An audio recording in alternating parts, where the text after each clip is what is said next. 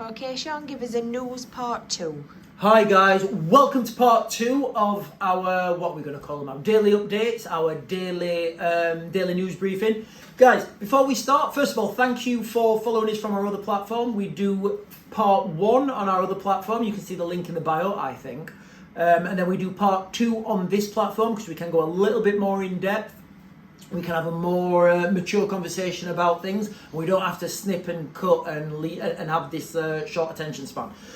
What I will say though, guys, is if there's anything else you guys want me to cover on these videos, please let me know in the comments, guys, right? We're just finding our feet. We're just moving forwards and we're on this journey together. So let me know, do you guys want me to talk about aliens and transdimensional entities? Do you want me to talk about string theory, science and space and the infinite possibilities of the universe? Or shall we just concentrate on the news and what's happening in reality and what we can potentially control and what's coming next? Let me know in the comments, guys, okay? And I will make sure that happens for you guys.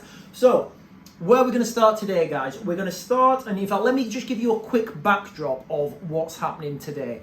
So, in Ukraine, we have the retreat from Avdiivka. So the Ukrainian military have pulled out of Avdiivka, and obviously the Russians have moved in there. You know, with that, and with that in the back of your head, you've got the Russians moving now from the east. What I just want to mention quickly on the world conflict map is there's a military deployment in Bovharka. Yeah, it's called Bovharka Military Deployment Area. Now there's troops amassing there. For those people who've been watching on the other platform, I've been saying for quite a long time that the land corridor between Belarus and Zhytomyr is very vulnerable. This, if the Belarusians push down from the north to Zhytomyr, they would close off the main supply routes east to west into Kiev. That's the main rail supply routes, and that's the main transport hub by road. Now, why is that important? There's lots of rail lines in Ukraine. Yes, there is. The main one is in Poland, in Przemysl. I think I've butchered that pronunciation, but that's the first border town as you leave Ukraine into Poland.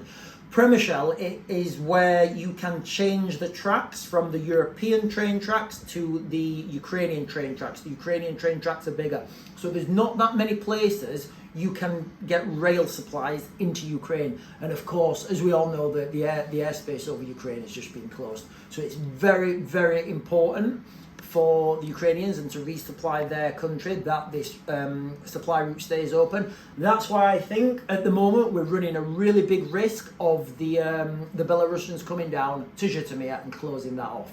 That said, guys, what I want to talk about now is something that seems really benign to everybody, and we kind of take this for granted. But wherever you are in the world, you know, you'll have a similar system, you know, of how things work, how your sewage is processed, how you get drinking water.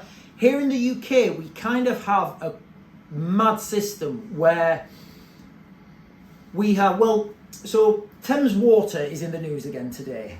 For those of you who remember a couple of months back, Thames Water hit the headlines because it had been underinvesting, there was leaks, the water was dirty. It turns out that a lot of these water companies that process our water in the UK are owned by foreign companies. Thames Water in particular is owned by a Chinese company. Now, the problem is, these companies are not reinvesting your money into your water system. What they're doing is they're taking the money that you give them and they're giving it to their shareholders.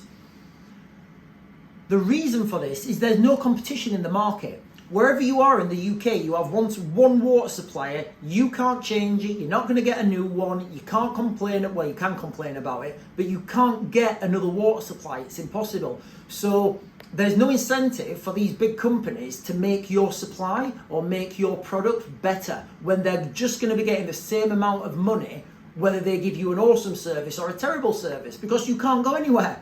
And what I think is really funny is they're just saying, oh, we've got all these leaks, we've got all these problems, you know, we haven't got enough money to pay for it, we're going to have to put the price of water up.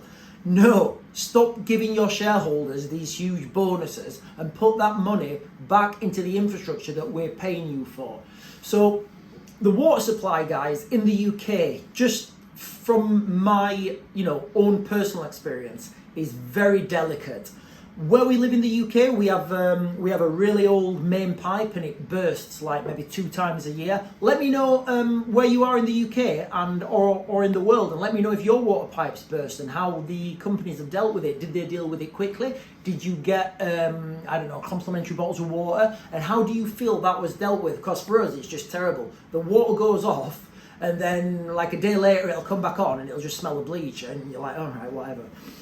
So that's what I'm saying, guys, okay? Wherever you are in the world, make sure you know where your nearest water supply is, or, you can at least get to it, and, you understand where your water's coming from. Because we say, don't we, that you can last 3 days without water.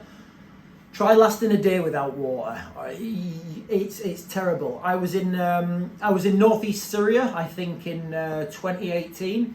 And I was in a guest house, and I had a 2-litre bottle of water, and that went in like a couple of hours, and then I had like a full day with no water, and it was absolutely terrible. I had nobody to call to get me more water. It was psychological problems. It was just really, it was really bad not having water. And you can imagine, can't you, if you're at home and you've got no water and your kids are thirsty. We should all just keep on top of our personal water and where we're getting it from. Sean, how much water should each person stock for in an emergency situation? Okay, so normally you would work from 3 litres of water per person per day. Now, if you've got a family of 5, think about how many litres of water you're going to need for that, and then times that by how many days you're going to need. So, it does build up, and I know what people are thinking, but I don't drink 3 litres of water per day. No, but, this is water for washing, this is water for food, this is, water that you're going to need, water for sanitation, it all adds up. And 3 litres per person per day really is minimum.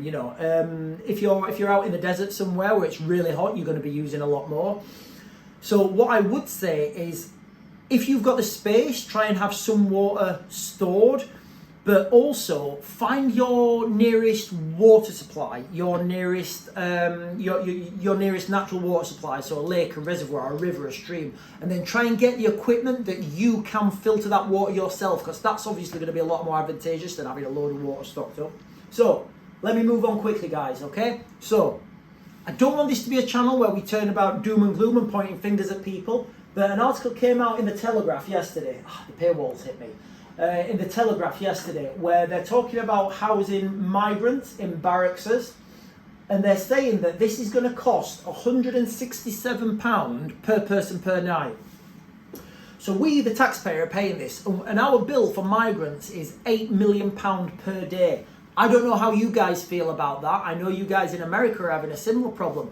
So just tell me, wherever you are in the UK, could you now go away yourself and stay in a hotel for £167 per night with your family? I don't know.